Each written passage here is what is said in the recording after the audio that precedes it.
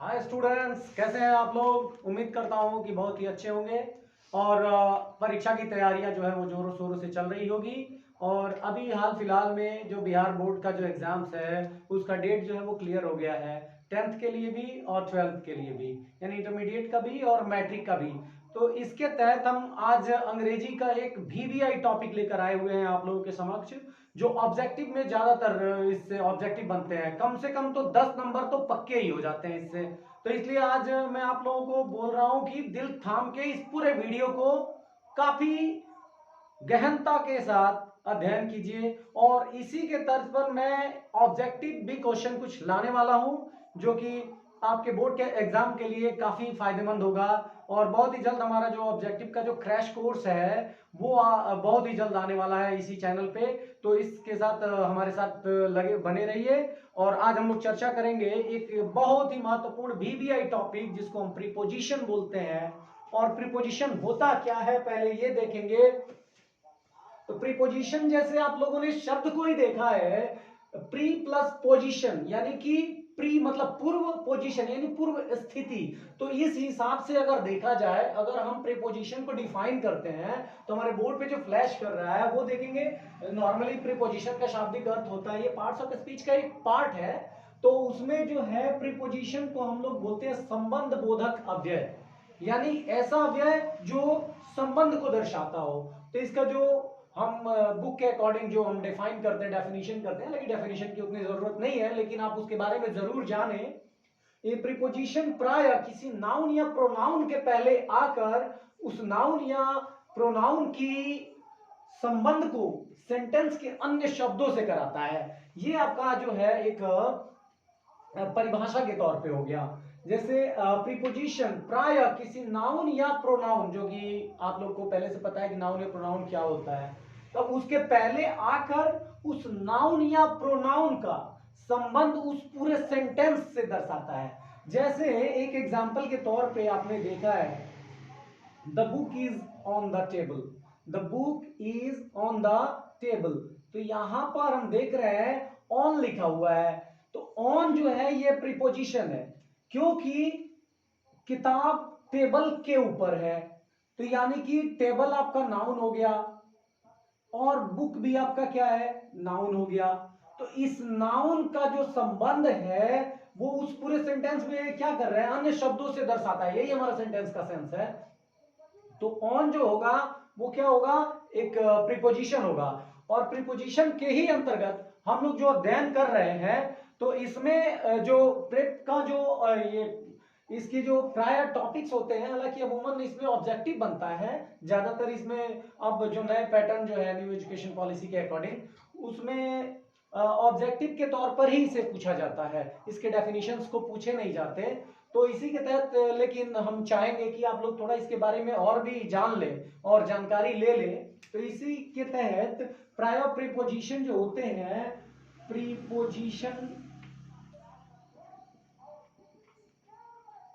जो है वो तीन प्रकार के होते हैं, तीन प्रकार के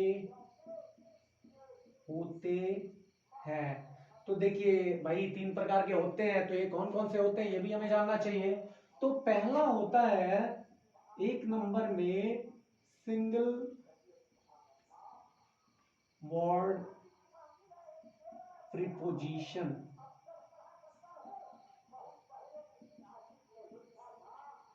या जैसे सिंगल वर्ड का तात्पर्य हुआ कि एक शब्द वाले, या इसको कभी कभी सिंपल प्रीपोजिशन भी बोला गया है। सिंपल प्रीपोजिशन, सॉरी ये मिस्टेक हो रहा है, प्रीपोजिशन। तो जैसा कि आप नाम से ही इसको देख रहे हैं कि सिंगल वर्ड, यानी ऐसा प्रीपोजिशन जिसमें सिर्फ और सिर्फ एक वर्ड हो। इसलिए जैसे अभी आपने एक एग्जांपल में देखा था ऑन, तो इसके अकॉर्डिंग आप इन हो सकता है, ऑन हो सकता है, एट हो सकता है, टू हो सकता है, फ्रॉम हो सकता है, बिफोर हो सकता है। तो ये क्या है, देखिए ये वन वर्ड है, वन वर्ड। इनमें सिर्फ और सिर्फ एक ही शब्द है और इसी एक शब्द ये सिंगल बॉडी एक शब्द है, इसलिए इनको क्या बोला गया, तो सिंगल वर्ड प्रीपोजिशन बोला गया।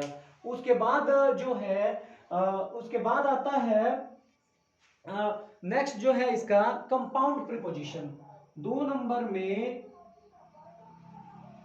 Compound preposition.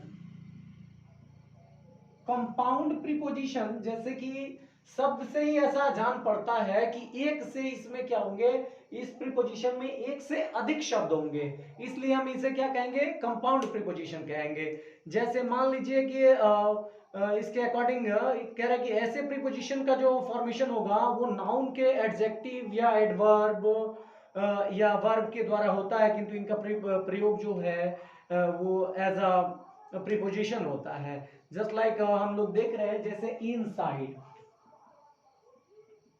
इनसाइड, साइड मतलब अगर अलग अलग हम इसको देखें तो इन और साइड, तो ये 2 वर्ड्स हैं लेकिन एक ही साथ कंपाउंड हो गए, इसलिए इन्हें क्या बोला गया, इनसाइड मतलब भीतर या अंदर की तरफ। या ऐसे ही एक और है आउटसाइड।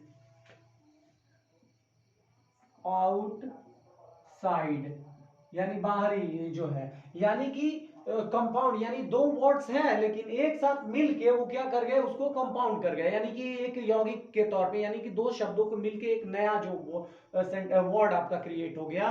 तो इस प्रकार से आपका क्या कहेंगे इसको, कंपाउंड प्रीपोजिशन। और तीसरा जो प्रीपोजिशन है वो है आपका phrase preposition.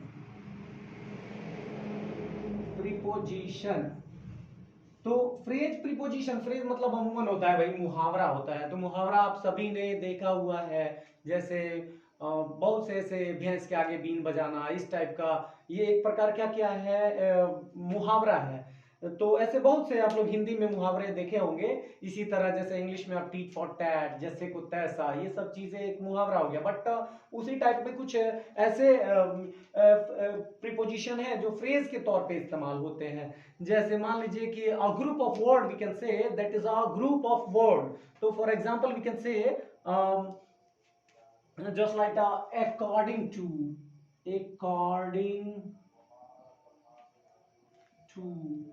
in front of।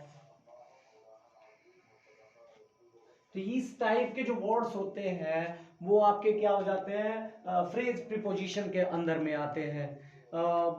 जैसे मान लीजिए कि इन कीपिंग विद, ऐसे भी होता है, इन कीपिंग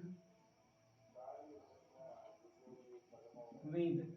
तो हालांकि ये तो रहा हमारा मतलब हल्का फुल्का जो इंट्रो होता है, इसका जो प्रीपोजिशन का जो इंट्रो होता है, इंट्रोडक्शन होता है, वो आपका इंट्रोडक्शन करीब करीब आप कह सकते हो। लेकिन हमें मूल रूप से इसका इंट्रोडक्शन नहीं करना है। इसका जो मेन जो आपके जो परीक्षा में पूछे जाते हैं उससे संबंधित हमको सवाल आज उठाना है। तो आज का जो टॉपिक है प्रीपोजिशन, इसमें हम लोग चर्चा कर रहे हैं। आज हम एक खास चीज पर चर्चा करेंगे, जैसे जो हालांकि आप इसका स्क्रीनशॉट चाहे तो ले सकते हैं। और सबसे जो पहला जो यूज है वो हम आज चर्चा करेंगे टू के बारे में। तो हालांकि पहले स्क्रीनशॉट ले लीजिए, उसके बाद मैं टू का भी ऑप्शन दे रहा हूँ। टू का प्रयोग कैसे होता है, कहाँ होता है, उसका मैं प्रयोग बता रहा हूँ आपको।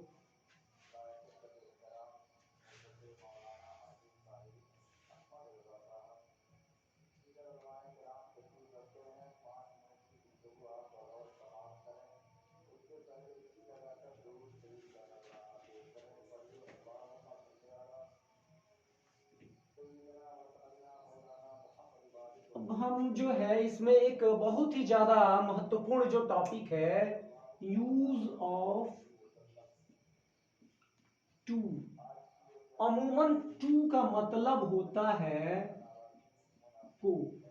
साधारणतः हम टू का जो यूटिलाइजेशन करते हैं वो को के लिए करते हैं। जैसे मान लीजिए कि आप लोगों ने देखा है कि जब हम कोई सेंटेंस बनाते हैं, जैसे I am going to Delhi, यानी मैं दिल्ली जा रहा हूं। तो यहां टू जो है टू एक प्रीपोजिशन है, तो टू यहां पे क्या इंडिकेट कर रहा है कि मैं जा रहा हूं, तो किस तरफ जा रहा हूं, तो दिल्ली के तरफ, यानी कि यहां गंतव्य को शो कर रहा है, गंतव्य, यानी कि किस दिशा में जा रहे हैं, तो दिल्ली जा रहा हूं मैं, डेफिनेट है, निश्चित है कि मैं इसी गंतव्य में जा रहा हूं। देखिए एक और आता है इसी में, टुवार्ड्स, जो कि बड़ा सा कंफ्यूजन कर देते हैं बच्चे। इसका मतलब होता है की ओर, या को, इसका भी मतलब होता है, लेकिन टू और टुवार्ड्स में बहुत बच्चे मिस कर जाते हैं और गलतियां कर जाते हैं। जैसे मान लीजिए कि मैं गोइंग टू दिल्ली, और आई एम गोइंग, यहां पे कर देते हैं आई एम गोइंग टूवर्ड्स दिल्ली। तो इन दोनों ही वाक्यों में बहुत अंतर है। यहां पर जो है ये टूवर्ड्स जो है ये भी आपका प्रेप है, और ये टू है वो भी आपका प्रेप है। तो यहां पर ये गंतव्य निश्चित है, कि जब निश्चित गंतव्य होगा तभी हम इसमें क्या करेंगे, टू का प्रयोग करेंगे। अन्यथा जैसे मान लीजिए मैं Delhi, I am going to Delhi, मैं दिल्ली नहीं जा रहा हूं, दिल्ली की ओर जा रहा हूं, यहां पे ये होगा, यानी कि उस दिशा को इंडिकेट करेगा, गंतव्य को इंडिकेट नहीं करेगा। और यहां जो है वो निश्चित है कि वो दिल्ली को ही जाएगा। तो ये अंतर हुआ आपका टुवर्ड्स और टू में। और आप लोग ऐसा गलती बिल्कुल ना करें, टुवर्ड्स और टू का जो है डिफरेंट है वो काफी बढ़िया से उसको क्लियर करें तो ज्यादा बेहतर होगा। हालांकि अमूमन ऑब्जेक्टिव में ये टिक करने के लिए ही आता है, तो हम ज्यादातर इंग्लिश को सेंस के अकॉर्डिंग करें तो ज्यादा बेटर होता है। तो ये तो आपने अभी एक जो इसका प्रयोग देखा कि हम इसमें क्या करते हैं कि गंतव्य को शो करते हैं, और गंतव्य को दिखाने के लिए हम टू का प्रयोग करते हैं। और उसके बाद as an infinitive, as an infinitive, infinitive यानी इंफिनिटिव के तौर पे भी इसका यूज किया जाता है। जैसे टू प्लस वर्ब, अमूमन हम लोग इसी को इंफिनिटिव बोलते हैं, टू प्लस वर्ब को, यानी वर्ब से पहले टू लगा के भी हम इंफिनिटिव के तौर पे भी इसका यूज कर सकते हैं एज अ नाउन। जैसे मान लीजिए कि तैरना एक व्यायाम है, तो to swim, swim is an exercise. तो ये जैसे स्विम क्या है आपका वर्ब है, और इसमें टू क्या लग गया, एक प्रीपोजिशन लग गया, जिसकी वजह से आप यहाँ पे क्या कर दिए, यहाँ पे ये एज अ इंफिनिटिव प्रयोग हुआ। तो अगर आप टू हटा देंगे तो स्विमिंग इज एन एक्सरसाइज, ये भी आपका ग्राउंड वगैरह बनाने में ये ज्यादा हेल्पफुल होता है। तो एज एन इंफिनिटिव। अब जैसे मान लीजिए कि he wants to meet you, एक चीज और यहाँ पे एक चीज और इंडिकेट करने के लिए इंफिनिटिव के तौर पे जो कि आपका पर्पस, ये शो क्या करेगा, पर्पज को शो करने के लिए। जैसे ही वॉन्ट्स, सॉरी इसको करें थोड़ा सा क्लियर लिख ले, he wants to meet you, ये हमारा सेंटेंस है। तो he wants to meet you, यहां पर वह चाहता है, मीट यू आपसे मिलना। तो यहां पे उद्देश्य इसका क्या है, मिलना उद्देश्य है। तो यहां पे टू का प्रयोग इस अवस्था में करेंगे कि यदि किसी पर्पज को शो कर रहा हो, उस अवस्था में हम इस चीज को शो कर सकते हैं, दर्शा सकते हैं। तो यहां पे आपने क्या समझा कि एज एन इंफिनिटिव भी हम इसका यूज करते हैं। अब इसके बाद जैसे वी अर्न, एक और टॉपिक, एक और चीज जान ले, we earn, we earn, we earn, we earn to live, हम जीवित रहने के लिए कमाते हैं, या हम जीने के लिए क्या करते हैं, कमाते हैं, अर्न करते हैं। टू लीव, या अपने जीवन यापन करने के लिए हम क्या करते हैं, कुछ अर्निंग करते हैं, कमा लेते हैं। तो ये आपका जो है वो टू का प्रयोग है। अभी और एक और प्रयोग है, उसको भी हम लोग देखें। जैसे एनी लिमिट, ये आपको थोड़ा सा इरेज कर रहा हूं मैं, चाहे तो आप इसका स्क्रीनशॉट चाहे तो ले लें।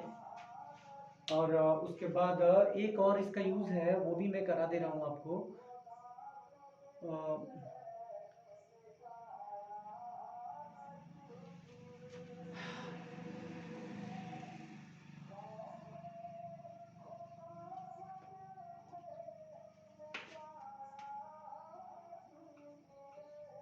एनी लिमिट को शो करने के लिए, या पीरियड को शो करने, समय अवधि को शो करने के लिए, या एंडिंग पॉइंट को भी शो करने के लिए आप इसका इस्तेमाल कर सकते हैं।